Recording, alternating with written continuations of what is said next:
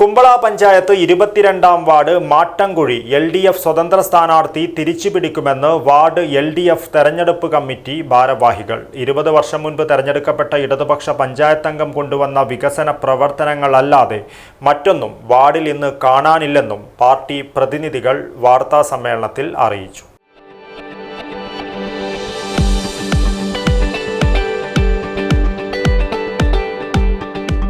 കരുതലിന്റെ കാവൽ ഇനി ഇവിടെ.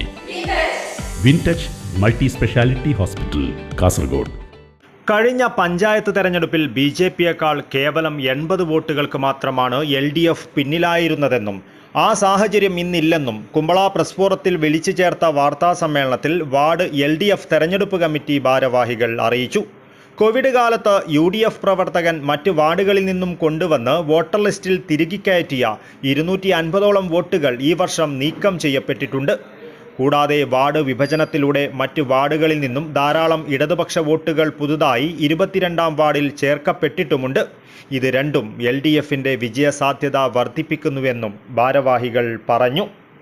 അത് ഡിലീറ്റ് ചെയ്തതുമായി ബന്ധപ്പെട്ടുകൊണ്ട് ആ മാട്ടംകുഴി വാർഡിലേക്ക് മറ്റു വാർഡുകളിൽ നിന്ന് കൂടുതൽ വോട്ടുകൾ ചേർക്കുകയും അതിൽ കൂടുതൽ UDFന്റെ വോട്ടുകളാണെന്നുള്ളത് നമുക്ക് ആദ്യഘട്ടത്തിൽ പറയാനുള്ളത്.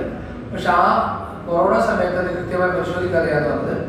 പിന്നീട് രണ്ടാമത്തെ ഒരു റിന്യൂവൽ കൂടി വന്നപ്പോൾ പുതുക്കി വന്നപ്പോൾ അതിലൊരു 70 വോട്ടുകൾ പിന്നീട് ഡിലീറ്റായി. അപ്പോൾ അങ്ങനെ ഇപ്പോൾ വന്നിട്ടുള്ള വാർഡിൻ്റെ വോട്ടർ ലിസ്റ്റ് പട്ടിക പ്രകാരം മാട്ടംകുഴി വാർഡിൽ ഏകദേശം 250 വോട്ടുകൾ ഡിലീറ്റ് ചെയ്തിട്ടാണ് പുതിയ വാർഡുകൾ വന്നത്. അപ്പോൾ ഈ ഡിലീറ്റ് ചെയ്തു എന്ന് പറയുന്നത് അവിടെ ഉള്ള വോട്ടുകളെ തള്ളിയതല്ല, അവിടെ താമസിക്കാത്ത ആൾക്കാർ, സ്ഥിരതാമസം ഇല്ലാത്ത ആൾക്കാർ, വേറെ സ്ഥലത്തേക്ക് താമസം മാറിപ്പോയ ആൾക്കാർ, അതുകൂടാതെ മരിച്ചു പോയതും മറ്റു വിഷയങ്ങളും എടുത്തുകൊണ്ട് വോട്ടർ ലിസ്റ്റിൽ നിന്ന് ഷിഫ്റ്റ് ചെയ്ത ആൾക്കാരടക്കം ഉൾപ്പെടുത്തിക്കൊണ്ടാണ് 250 വോട്ടുകൾ ഡിലീറ്റ് ചെയ്തത്.